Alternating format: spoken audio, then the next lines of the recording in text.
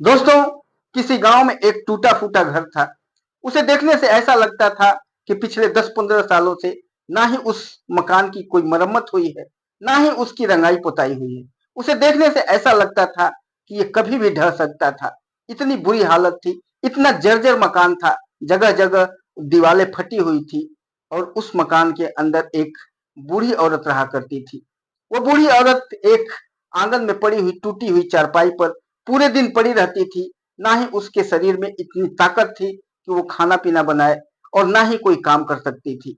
अगल बगल वाले पड़ोसी अगर उसे कुछ भी ले आकर के थोड़ा बहुत खाने को दे देते, उसी को खा लेती, नहीं तो अपनी चारपाई पर ऐसे ही पड़ी रहती।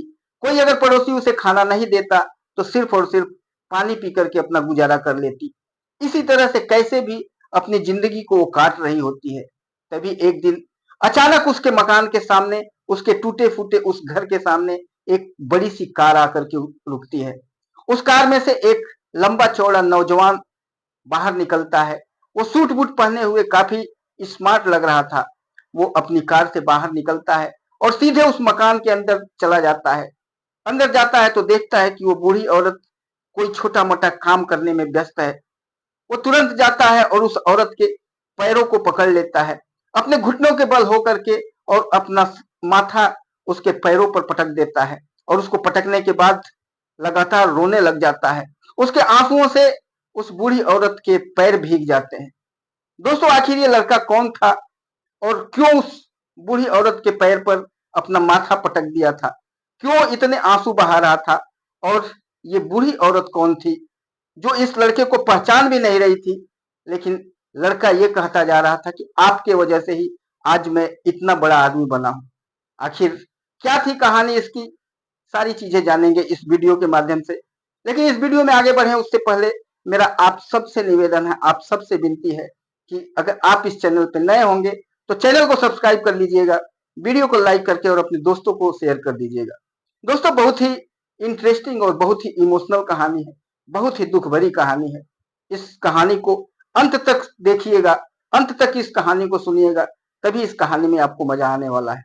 दोस्तों, चलिए शुरू करते हैं आज की इस कहानी को। दोस्तों, उत्तर प्रदेश के आगरा जिले में एक छोटा सा गांव होता है। उसी गांव में एक व्यक्ति रहता है जिसका नाम श्याम नारायण होता है। श्याम नारायण अपनी पत्नी, जिसका नाम कलावती होता है, उसके साथ रह रहा होता है। श्याम नारायण एक गरीब व्यक्ति होता है, मजदूरी करके अपना और अपनी पत्नी का पेट पालता है। इनकी शादी को 5 साल हो गया होता है, लेकिन इनके घर में कोई भी बच्चा नहीं होता है। पति पत्नी दोनों काफी परेशान होते हैं। दोनों सोचते हैं कि एक बच्चा, एक संतान अगर हमारे जीवन में आ जाता तो हमारी खुशियां बढ़ जाती, हमारे परिवार में एक बच्चा हो जाता जिसके साथ हम लोग खेलते कूदते अपना समय व्यतीत करते। और यही सोच करके वो पति पत्नी दोनों काफी परेशान होते हैं। कोई भी पति पत्नी परेशान होता है अगर उसके जीवन में कोई बच्चा नहीं आता है, चाहे लड़का या लड़की। और इसीलिए वो दोनों पति पत्नी भी काफी परेशान थे। लेकिन इनकी शादी को जब 5-6 साल बीत जाते हैं तो 5 साल के बाद छठे साल में कलावती देवी के एक संतान की प्राप्ति होती है। उनको एक बेटा होता है, जिसको देखने के बाद, जिसको सुनने के बाद दोनों पति पत्नी काफी खुश हो जाते हैं। इनकी खुशियां इतनी ज्यादा बढ़ जाती हैं कि जिसकी कोई चरम सीमा नहीं थी। अब श्याम नारायण और भी जी लगा करके, और भी जी जान से मेहनत मजदूरी करता है, और भी ज्यादा मेहनत करता है कि अपने बच्चे को पढ़ाए लिखाए और अपने बच्चे को एक काबिल इंसान बनाए। लेकिन जब बच्चा 5 साल का होता है और पढ़ने लिखने के लायक जब होने लगता है, तभी अचानक एक दिन बीमारी की वजह से श्याम नारायण की मौत हो जाती है। जब श्याम नारायण की मौत हो जाती है तो उनकी पत्नी कलावती देवी काफी हैरान और परेशान होती है, काफी तकलीफें झेलनी पड़ती हैं। और अब कलावती देवी सोचती हैं कैसे अपने अपने बच्चे को पढ़ाए लिखाएं, कैसे अपने बच्चे को का पेट पालें, कैसे अपना पेट पालें, कैसे हम लोग आगे की जिंदगी को जिए। काफी परेशान होती हैं और वो अगल बगल के लोगों में के साथ थोड़ा बहुत उनके घरों में काम करने लग जाती हैं। कलावती देवी के जो मायके वाले होते हैं, जो उसके भाई बंधु होते हैं, वो कहते हैं कि ये अपना बेटा तुम हमको दे दो, हम पाल पोस लेंगे, और तुम अपनी एक शादी कर लो, क्योंकि तुम्हारी अभी जिंदगी काफी लंबी बची हुई है, अभी तुम्हारी उम्र ही क्या हुई है, तुम अपनी दूसरी शादी कर लो और बेटे को दे दो, हम लोग इसको पाल लेंगे पोस लेंगे। लेकिन कलावती देवी इस चीज के लिए बिल्कुल ही तैयार नहीं होती हैं। वो कहती हैं कि मैं अब कोई भी शादी नहीं करूंगी, मैं अपने बच्चे को पालूंगी और इसे एक बड़ा आदमी बनाऊंगी। और यही सोच करके कलावती देवी अपने घर में आ जाती हैं और अपने घर में रहने लगती हैं। और अगल बगल के घरों में, लोगों के घरों में चौका बेलन करना शुरू कर देती हैं, घरों में काम करना शुरू कर देती हैं और जो पैसे मिलता है उससे अपना और अपने बेटे का पेट पालना शुरू कर देती हैं। बेटा धीरे धीरे स्कूल में जाना लगता है, पढ़ाई लिखाई करने लग जाता है। लेकिन कहते हैं ना कि अगर पिता का साया अगर किसी इंसान के ऊपर ना हो तो उसके बिगड़ने के ज्यादा चांस होते हैं, और वही चीज है उसके साथ भी होता है। लड़का धीरे धीरे गलत संगत में पड़ जाता है और बिगड़ना शुरू हो जाता है। पूरे दिन घूमना, इधर उधर मौज मस्ती करना, खेलना कूदना, और शाम को घर आना, शाम को घर आने के बाद खाने पीने में 50 तरह के नाटक करना। उसकी माँ हमेशा परेशान रहती थी। जैसे जैसे उसकी उम्र बढ़ने लगती है वो पढ़ाई लिखाई से कटने लग जाता है, पढ़ाई लिखाई छोड़ देता है और सिर्फ आवारा दोस्तों के साथ घूमता रहता है। एक दिन जब वो 15 साल का हो जाता है, 15वां साल में जब पहुंचता है, अपने दोस्तों के साथ घूमने के लिए गया होता है और घूमने के बाद रात को अपने दोस्तों के साथ शराब पी लेता है। और शराब पी करके जब घर आता है और उसकी माँ कलावती देवी देखती है तो कलावती देवी के पैरों तले जमीन खिसक जाती है कि हमने तो अभी सपने में कभी सोचा भी नहीं था कि हमारा भी संतान इस तरह का होगा, हमारे भी बेटे बेटी शराब पिएंगे, नशा करेंगे। और कलावती देवी काफी रोती हैं और कहती हैं कि तू पैदा क्यों हुआ, तुम्हारे जैसे तो संतान पैदा ही नहीं होना चाहिए था, उसी समय तू नहीं पैदा हुआ होता तो आज मुझे इस तरह का मुंह नहीं देखना पड़ता। और काफी दुखी होती हैं और डंडे उठा करके बहुत उसको मारने लग जाती हैं, बहुत मार मारती हैं। लेकिन जो उसकी माँ कलावती देवी उसको मारती हैं तो बच्चे के दिलो दिमाग पर काफी गहरा आघात पहुंचता है। वो अपने दिमाग में काफी टेंशन लेकर के बैठ जाता है। वो एक रूम में जाकर के और अपने आप को बंद कर लेता है। इधर कलावती देवी काफी परेशान होती रहती है। माँ की ममता जो होती है वो मारने के बावजूद भी हैरान और परेशान रहती है कि बेटा मेरा क्या कर रहा है रूम में, रूम बंद कर लिया है। बहुत उसको खुलवाती हैं, उसे कहते हैं कि खाना खा लो, लेकिन वो खाना नहीं खाता है। फिर बहुत मुश्किलों के बाद वो दरवाजा खोलता है, उसको खाना ले जाती हैं, जबरदस्ती उसको खाना पीना खिलाती हैं और उसे कहती हैं बेटा गलत काम मत करो, ये बहुत गलत है, सुधर जाओ, मत ऐसा काम करो, इन गलत लोगों के साथ, गलत दोस्तों का संगत छोड़ दो। लेकिन उस लड़के के दिलो दिमाग पर कुछ और ही चल रहा था। जब रात को कलावती देवी उसे खाना पीना खिलाने के बाद सो जाती हैं, जब वो देखता है कि माँ सो गई, वो उठता है और अपने पूरे कपड़े वगैरह, 2-3 कपड़े वगैरह अपने बैग में डालता है और बैग लेकर के वो घर से बाहर निकल जाता है। घर से रात को निकल जाता है, 1:30-2 बजे का रात होता है। अपने घर से निकलता है तो घर से जो मेन रोड होता है तकरीबन 3 किलोमीटर के आसपास होता है। अपने घर से उस मेन रोड तक पहुंचने में उसको सुबह के 5 बज जाते हैं, 5:30 बज जाते हैं। और पैदल ही वो 3 किलोमीटर पहुंच करके जब रोड पर पहुंचता है तब तक से गाड़ियां वगैरह आना शुरू हो जाती हैं रोड पर, और किसी न किसी से लिफ्ट लेकर के वो आगे बढ़ने लगता है। और ऐसे ही किसी से कह करके, किसी से मांग करके, किसी से कुछ ले करके, और वो धीरे धीरे वो दिल्ली पहुंच जाता है। दोस्तों जब वो दिल्ली पहुंच जाता है तो दिल्ली जाने के बाद दिल्ली की जो चकाचौंध देखता है, गाड़ियों का आवागमन, लोगों का आना जाना, लोगों की व्यस्तता जब देखता है तो काफी परेशान हो जाता है। उसने अपने जिंदगी में कभी ऐसी चीजें देखी ही नहीं थी। वो तो सिर्फ अभी बच्चा ही था, अभी गांव ही अपना देखा था। लेकिन जब दिल्ली जैसे बड़े शहर में स्टेशन पर जाकर के वो देखता है, शहर में जब निकलता है तो देखता है कि यहाँ पर तो कुछ उसे समझ ही नहीं आता, वो पागल की तरह से हो जाता है। कई दिनों से वो रात को खाना खा करके निकला था, 1-1.5 दिनों से वो भूखा था। और जब स्टेशन के बाहर जाता है तो देखता है कि कहीं कुछ खाने के लिए मिल जाए। एक होटल सामने होता है, उस होटल में चला जाता है और होटल का मैनेजर जो होता है उससे रिक्वेस्ट करता है कि मुझे भूख लगी है, मुझे कुछ खाने के लिए दे दीजिए, इसके बदले आप जो भी कहेंगे, जो भी काम मुझे करने के लिए कहेंगे वो सारे काम मैं कर दूंगा, लेकिन मुझे किसी न किसी तरीके से मुझे कुछ खाने को दे दीजिए, मेरी जान निकल रही है खाने के बिना। जो मैनेजर होता है वो देखता है और कहता है कि ठीक है, मैं तुमको खाना खिला दे रहा हूँ, लेकिन इसके बदले में तुमको काम करना पड़ेगा। वो कहता है कि मैं हर काम कर दूंगा, आप पहले मुझे खाना खिला दीजिए। वो मैनेजर उसको खाना खिला देता है और खाना खिलाने के बाद कहता है कि क्या काम करोगे तुम, ये बर्तन जितने पड़े हुए हैं सारे बर्तन को धो डालो। वो लड़का जिसका नाम अजय होता है वो सारे बर्तन को धुलाई कर देता है और धुलाई करने के बाद मैनेजर को कहता है कि मैंने सारे बर्तन धो दिए हैं। उसके बाद वो मैनेजर से कहता है कि देखिए, मेरे पास रहने के लिए कोई जगह नहीं है, आपने खाना खिला दिया इसके लिए आपका बहुत बहुत शुक्रिया, लेकिन मैं आपसे रिक्वेस्ट कर रहा हूँ कि आप मुझे इसी होटल में रहने के लिए कोई जगह दे दीजिए। मैं आपके होटल का सारा काम करूंगा, मुझे कुछ नहीं चाहिए, सिर्फ खाना और रहने की जगह मुझे दे दीजिए और मैं सब कुछ होटल का काम करूंगा। दोस्तों, दिल्ली जैसे बड़े शहरों में अगर फ्री ऑफ कास्ट सिर्फ खाने के ऊपर अगर कोई ऐसा आदमी मिल जाए तो और क्या चाहिए। वो होटल का जो मैनेजर होता है वो खुश हो जाता है कि और क्या चाहिए मुझे, बिना पैसे का मेरे काम करने के लिए, चौबीसों घंटा काम करने के लिए और यहाँ पर देख रेख करने के लिए, यहाँ सोने के लिए आदमी मिल रहा है। ऐसे ऐसे बड़े शहरों में तो होटल में सिर्फ सोने सोने के लिए पैसे लोग लेते हैं, रात को सोने के लिए, और ये सोने के लिए मिल रहा है, और क्या चाहिए। वो कहता है कि ठीक है, यहाँ पर एक रूम है खाली बगल में, उसमें जाकर के तुम अपना सो जाया करना, लेकिन पूरे दिन तुमको यहाँ पर कुछ न कुछ काम करना पड़ेगा। इस होटल के जितने बर्तन होंगे सारे तुम्हारा काम है धुलाई करना। वो कहता है ठीक है, मैं सब कुछ काम करूंगा। इतना मेहनती होता है अजय कि उसके पूरे बर्तन धुलाई करके और रखने के बाद बाकी लोगों के भी काम में मदद करने लगता है। जैसे उस होटल का वेटर होता है उसके साथ भी मदद करवाता है, जो कुक होता है उसके साथ भी मदद करवाता है, और इवन वो कभी कभी तो मैनेजर के साथ भी बैठ करके उसका भी काम करवाता है। इतना ईमानदार हो गया था, इतना कर्मठ हो गया था उस होटल के लिए कि इसके बिना उसका होटल का काम ही नहीं चलता।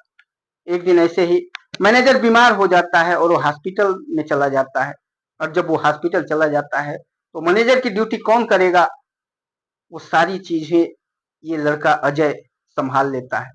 जब तक वो हॉस्पिटल से डिस्चार्ज होकर के नहीं आता, 3-4 दिनों तो एक काफी अच्छे तरीके से होटल को मैनेज करता है। और जब मैनेजर वापस आता है तो देखता है तो जितने भी कर्मचारी होते हैं होटल के, मेस वेटर या कुक वगैरह, सब कहते हैं कि बहुत ही अच्छे तरीके से इसने मैनेज किया है, कोई दिक्कत ही नहीं हुआ है। जब मैनेजर को ये पता चलता है तो अब तो अक्सर मैनेजर उसके भरोसे छोड़ छोड़ करके और छुट्टियां मनाने लगता था, घर चला जाता था और उस होटल को मैनेज यही करता था। अब मैनेजर के भी मजे आ चुके थे, क्योंकि वो एक दिन रहता था तो 3-4 दिन गायब रहता था। एक दिन ऐसे ही उस होटल का जो मालिक होता है वो उस होटल में पहुंच जाता है, और जब वो होटल में पहुंचता है तो देखता है कि होटल के काउंटर पर तो मैनेजर नहीं है, एक नौजवान लड़का खड़ा है। वो आ करके और उस नौजवान लड़के से कहता है कि भाई कौन हो तुम। तो अजय कहता है कि मैं मैनेजर हूँ, आपको क्या चाहिए, आप बैठिए, मैं आपके लिए खाना लगवा रहा हूँ। मैनेजर चुपचाप, जो मालिक जो होता है वो चुपचाप जाके एक सीट पर बैठ जाता है और उसके लिए खाना लगवाता है। वो खाना वगैरह लगाने के बाद फिर जब वो खाना वाना खा लेता है, खाना वाना खाने के बाद जो मालिक होता है अजय के ऊपर आकर के चढ़ने लग जाता है, अजय का टेस्ट लेना चाहता है। वो खाने की टुकाई कर देता है, खाने में नुक्स निकाल देता है और कहता है कि ऐसे ऐसे खाना, ऐसे ऐसे तुम खिलाते हो, ये करते हो, वो करते हो। लेकिन उस चीज को मैंने, जो अजय था, इस अच्छे तरीके से मैनेज करता है, इसने घुमा फिरा करके इतने अच्छे तरीके से उसको समझाता है, तो मालिक समझ जाता है कि इसका इसका नुक्स हम नहीं निकाल सकते, इसको मैनेजमेंट बहुत अच्छे तरीके से आता है। वहां पर जितने भी जो पुराने कर्मचारी होते हैं तब तक आते हैं, और आते हैं तो देखते हैं कि जो उनका होटल का जो मालिक है वही वहां पर बैठ करके खाना खा रहा है। जैसे ही वो लोग देखते हैं उस मालिक को पहचान जाते हैं और प्रणाम दुआ सलाम करने लग जाते हैं, नमस्कार करने लग जाते हैं। जब अजय देखता है कि ये सारे लोग इनको प्रणाम कर रहे हैं, तो अजय पूछता है कि ये कौन है, आप लोग क्यों इनको ऐसे इतना इज्जत दे रहे हैं, क्या बात है। तो सारे लोग बताते हैं कि ये तो हमारे इस होटल के यही तो मालिक हैं। जब मालिक अजय को देखता है और अजय को भी जब पता चल जाता है तो अजय मालिक से सॉरी कहता है, और उसके बाद मालिक अजय के कंधे को थपथपाता है और कहता है कि देख लिया मैंने तुम्हें, तुम्हारे जैसा मैनेजर अगर जिस होटल में रहेगा उस होटल की कोई भी कमी नहीं हो सकती, और वो होटल हमेशा आगे रहेगा। बहुत बढ़िया तुम्हें मैनेजमेंट आता है। उसके बाद उससे पूछता है कि यहाँ का मैनेजर कहाँ है। तो जो वहाँ के और भी कुक वगैरह होते हैं कहते हैं वो तो अक्सर छुट्टियां मनाने के लिए चले जाते हैं और यही मैनेज करता है इस होटल का। जब मैनेजर को ये पता चलता है तो होटल मालिक को जब ये पता चलता है कि मैनेजर अक्सर छुट्टियां मनाता रहता है और मैनेज यही करता है, तो फिर जो मालिक होता है वो मैनेजर को फोन करता है और कहता है कि भाई अब तुझे यहाँ आने की जरूरत नहीं है, मैंने दूसरा मैनेजर रख लिया है, अब तुम यहाँ पर दोबारा नहीं आना। और उस दिन के बाद अजय ही उस होटल का मैनेजर हो जाता है। उसके बाद तो देखते ही देखते वो होटल इतना आगे बढ़ जाता है कि उसकी कमाई इतना ज्यादा बढ़ जाती है कि जब मालिक को पता चलता है कि ये होटल काफी अच्छा कमा रहा है, उस मालिक के कई ऐसे होटल थे, कम से कम उसके उस दिल्ली शहर में दसों होटल थे और सबसे कम कमाई इस होटल का होता था। लेकिन जब से मैनेजर ये बना था तब से इस होटल की कमाई दिन दूनी रात चौगुनी बढ़ना शुरू हो गई। जब उसके मालिक को ये पता चलता है कि इस होटल की कमाई बहुत ज्यादा बढ़ गई है और सिर्फ इस मैनेजर के वजह से, इसकी बातचीत की वजह से, इसका मैनेजमेंट की वजह से, तो बाकी जो उसके होटल होते हैं जो काफी लॉस में चल रहे थे उन उन होटलों पर वो भेजता है बारी बारी से। जो जो होटल लॉस में चल रहा था वहां पर इसको मैनेजर बना बना करके भेजता है और जहां ये चला जाता है वहां 1 डेढ़ महीने में ही वो होटल टॉप पर आ जाता है, उसकी इनकम बढ़ने लग जाती है। तब वो मालिक इससे काफी प्रभावित हो जाता है और उसके बाद इसको एक दिन बुलाता है और कहता है कि जितने भी होटल हैं तुम्हें एक होटल का मैनेजमेंट करने की जरूरत नहीं है, हमारे जितने दसों होटल हैं सारे का मैनेजमेंट तुम्हारे हाथों में ही है, सारे का हिसाब किताब लेखा जोखा सब कुछ तुम्हारे हाथों में है, कहाँ पर क्या मॉडिफिकेशन करना है, कहाँ पर कौन सा एम्प्लॉय रखना है, ये सब तुम्हारी जिम्मेदारी है, सब कुछ तुम्हें ही करना है।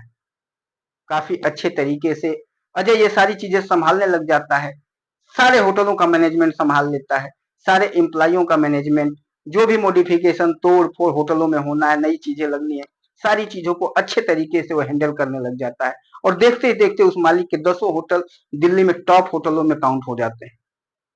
दोस्तों वो मालिक काफी खुश रहता है, अब इसे हमेशा अपने घर बुलाने लग जाता है क्योंकि होटलों का जितना भी हिसाब किताब सब कुछ मालिक कहीं भी जाता नहीं था, तो इसको जा करके उनके पास बैठ करके अपने मालिक को सारी चीजें समझाना होता था, पैसे जितने होते हैं सारे उनको डिपॉजिट करना, उनको देना होता था और इस तरह से वो हमेशा उनके घर आता जाता रहता है। तो जो मालकिन होती हैं उनसे भी इसका काफी अच्छा रिलेशन बन जाता है, मालकिन भी इसे बेटे की तरह से मानना शुरू कर देती हैं और मालिक भी, दोनों मालिक और मालकिन के बीच में, दोनों के बीच में इसका काफी घनिष्ठता हो जाता है, दोनों अपने बेटे की तरह से इसे मानने लग जाते हैं क्योंकि जो होटल का मालिक होता है उसका कोई संतान नहीं होता और निसंतान पति पत्नी होते हैं। एक दिन जो मालिक होता है उसकी पत्नी कहती है कि क्यों ना हम लोग इस लड़के को ही गोद ले लें, तो मालिक कहता है रुको अभी, कुछ दिनों के बाद जरूर इसको गोद लेंगे, ये परफेक्ट है, हमारे जो होटल्स हैं, हमारा जो साम्राज्य है, सबको संभालने के लिए ऐसा ही ईमानदार और नेक और मेहनती लड़का चाहिए। और समय धीरे धीरे बीतता है, लेकिन कुछ दिनों के बाद ऐसी घटना घटती है कि जो मालकिन होती है अचानक उसको कोई बीमारी हो जाती है और वो एक्सपायर कर जाती है, खत्म हो जाती है। उसके बाद से जो मालिक होता है वो टूट जाता है, वो हमेशा बीमार रहने लग जाता है, हमेशा परेशान रहने लग जाता है और इसको कहता है कि बेटा अब तुम सब कुछ संभाल लो, मेरे अंदर ताकत नहीं है कि मैं अब कुछ कर पाऊं, क्योंकि तुम्हारी मालकिन के जाने के बाद अब मेरा कहीं भी इच्छा नहीं लगता, क्योंकि वो मालकिन को दिलो जान से चाहता था, दिलो जान से प्यार करता था। लेकिन जब मालकिन चली जाती है तो बिल्कुल वो घर में एक बिस्तर पर पड़ा रहता है, सारी चीजों का मैनेजमेंट यही देखता है, हर चीज यही करता है और जो भी पैसा रुपया होता है मालिक के पास लेकर के आ जाया करता है। एक दिन मालिक उसको अपने पास बैठाता है और कहता है बेटा तुम आज मेरे पास बैठो और आज तक मैंने तुमसे कुछ पूछा नहीं, तुम अपने घर परिवार के बारे में बताओ। तब अजय अपने परिवार के बारे में सारी चीजें बताता है, वो कहता है कि जब मैं 5 साल का था तभी मेरे पिताजी गुजर गए, उसके बाद मेरी माँ ने मुझे पढ़ाया लिखाया, लेकिन मैं गलत संगत में चला गया, नशे करने लग गया, आवारा दोस्तों के साथ घूमने लग गया, इसकी वजह से मेरी माँ ने एक दिन मुझे बहुत मार मारा और 15-16 साल की वो टीन एज वाली जो मानसिकता थी उसकी वजह से मुझे काफी बुरा लगा और मैं घर छोड़ करके भाग आया। उसके बाद आज मुझे 7 साल हो चुके हैं, लेकिन 15 साल लेकर के आज मैं 22 साल का हो गया हूँ, लेकिन उसके बाद से मैं कभी भी उस घर नहीं गया, माँ से मिला नहीं। तब उसका मालिक काफी दुखी होता है और कहता है बेटा ये अच्छी बातें नहीं है, वो तुम्हारी माँ है, तुम्हारे अच्छे के लिए, तुम्हारे भलाई के लिए तुमको बोली थी, तुम्हें डांटी थी, आज अगर माँ नहीं होती तो तुम शायद इतने बड़े, इतने अच्छे जगह पर तुम नहीं पहुंचे होते। उसका आशीर्वाद का उसका आशीर्वाद ही है जिसकी वजह से तुम आज इतने काबिल बने हो। माँ को इस तरह से त्यागना नहीं चाहिए। तुम एक बार जाओ और माँ से अपने मिलो, अपने माँ को देखो, तुम्हारी माँ की हालत क्या है। वो अकेले तो बेचारी मर रही होगी, तुम्हारे बिना तड़प रही होगी। जब ये सब चीजें मालिक बताता है, अपनी एक जो फॉर्च्यूनर कार नई होती है, वो फॉर्च्यूनर कार निकलवाता है और ड्राइवर को कहता है कि इस कार में बैठा करके और अजय को गांव लेकर के जाओ इसके। वो अपने गांव जाता है और जब गांव पहुंचता है और उसके बाद जब अपनी माँ को देखता है और माँ के पैरों पर जब गिर जाता है और सारी चीजें, जो कहानी कैसे कैसे वो गया था, क्या क्या चीज उसके साथ हुआ था, सारी चीजें अपने माँ को बताता है। उसकी माँ रोने लगती है कि बेटा, तूने जो किया वो सही नहीं किया। आज 10 सालों से तकरीबन 7-8 साल हो गए और मैं तेरे लिए तड़प रही हूँ। जब तू घर छोड़ करके चला गया तो मैं थाने थाने पुलिस पुलिस कई महीनों तक चक्कर काटती रही, तेरी गुमशुदगी लिखवाती रही, तुझे ढूंढती रही, लेकिन तुम कहीं नहीं मिला। तब जाकर के मैं चुपचाप पड़ी रहती हूँ। कोई अगर दे देता है तो मैं खा लेती हूँ, नहीं देता है तो मैं पानी पी करके अपनी जिंदगी काट रही थी। अब तो मैं कुछ ही दिनों की मेहमान हूँ, कुछ ही दिनों में मैं मर जाने वाली थी। लेकिन तुझे तो इतना तो सोचना चाहिए था अपने माँ के बारे में। तुम आज 6-7 सालों के बाद आ रहे हो माँ के पास बेटा, इस तरह से नहीं करना चाहिए था। अच्छा है कि तुम आज काबिल बन गए, तुम बड़े आदमी बन गए हो, लेकिन एक माँ के इस तरह से माँ को दुखी करके नहीं जाना चाहिए था। माँ जब ये बोल करके रोने लगती है, बेटा अजय अपनी माँ को अपने बाहों में भर लेता है और माँ को बाहों में भर करके और खूब रोता है, खूब रोता है और कहता है, माँ मुझसे बहुत बड़ी गलती हुई है, मुझे माफ कर दे माँ। मुझे अब समझ में आया है कि माँ का प्यार क्या होता है, पिता का प्यार क्या होता है। माँ का जो मार होता है, माँ का जो बातें होती हैं, वो सारी चीजें हमारे लिए आशीर्वाद की तरह से होती हैं। माँ का वो मार और माँ की जो बातें, माँ का डांट जो है, वही हमें तरक्की के मार्ग पर लेकर के जाता है। माँ अगर नहीं मारे, माँ अगर नहीं डांटे तो बच्चा गलत रास्ते पर जा सकता है। तूने जो कुछ भी किया था मुझे आगे बढ़ाने के लिए ही किया था, लेकिन उस समय मुझे समझ में नहीं आया। आज जब मैं, मेरी उम्र 22-23 साल हो गई है, तब वो चीजें मुझे समझ में आ रही है। मुझे माफ कर दे माँ, मुझसे गलतियां हो गई। माँ तो माँ होती है, बेटे की चाहे कितनी भी बेटा गलती कर दे, लेकिन एक बार बस कह देगा कि माँ मुझे माफ कर दे, तो माँ सारी गलतियों को भुला देती है और बेटे को माफ कर देती है। और उस माँ ने भी अपने बेटे को माफ कर दिया। उसके बाद अजय कहता है, माँ अब तैयार हो जाओ और चलते हैं। वो कहती है, कहाँ जाना है बेटा, ये गांव में रहने दे, ये लोग हमें बहुत संभाले हैं। जब से तू 6-7 सालों पहले से गया है, उसके बाद यही लोग मुझे खिलाए पिलाए हैं, इन्होंने ही मुझे किसी तरह से जिंदा रखा है, इनको छोड़ करके मैं कैसे जाऊंगी। वो कहता है कि नहीं माँ, तुझे मैं किसी और से मिलाऊंगा। जिस व्यक्ति ने मुझे यहाँ तक पहुंचाया, इतना बड़ा आदमी बनाया है, उन्होंने कहा है कि माँ को लेकर के आना। फिर माँ तैयार हो जाती है, कहती है, बेटा मैं चलूंगी तो जरूर, लेकिन मैं बार बार हर महीने 2 महीने पर गाँव आऊंगी। मैं इन लोगों को नहीं छोड़ सकती, इन लोगों से जरूर मिलती रहूंगी। बेटा कहता है, हर महीने माँ तुझे मैं लेकर के आऊंगा, लेकिन अभी चलते हैं। अपनी गाड़ी में अपनी माँ को लेकर के चला जाता है। मालिक वहां इंतजार कर रहे होते हैं। जैसे ही माँ पहुंचती है, माँ माँ के पैरों को मालिक छू लेते हैं और कहते हैं, माँ आप बहुत धन्य हैं, आप बहुत ही महान हैं, आपने ऐसे सपूत को पैदा किया है, इतने कर्तव्यनिष्ठ, इतने मेहनती लड़के को पैदा किया है आपने। आपकी महानता की कोई सीमा नहीं है, आप पूजनीय है माँ। और उसके बाद माँ से कहता है, माँ ये इतना बड़ा बंगला आप ही लोगों के लिए है, मेरा कोई संतान नहीं है। अगर आपकी परमिशन होगी तो आपके बेटे अजय को मैं गोद लेना चाहता हूँ। माँ पहले तो कुछ नहीं बोलती है, लेकिन फिर अपने बेटे की जिंदगी, अपने बेटे की फ्यूचर और अपने बारे में सोचती है कि मेरी जिंदगी कितने दिनों की है। कल के दिन मेरे बेटे की जिंदगी बन जाएगी, इसका परिवार बन जाएगा, इसकी शादी-शुदी होगी, इसके बाल बच्चे बड़े होंगे, अमीर होंगे, तो कितना अच्छा होगा। वो कहती है कि आपकी जैसी मर्जी, आप गोद ले लीजिए। वो कहते हैं मालिक उसके कि मैं इसको गोद ले लूंगा, सारा साम्राज्य मेरा, जितने भी सब कुछ है, सब कुछ इसी को दे दूंगा, लेकिन माँ तुम भी मेरे साथ ही रहोगी। तुम मेरी माँ के तौर पर मेरे साथ, मेरे सिर पर आप, तुम्हारा हाथ हमेशा चाहिए।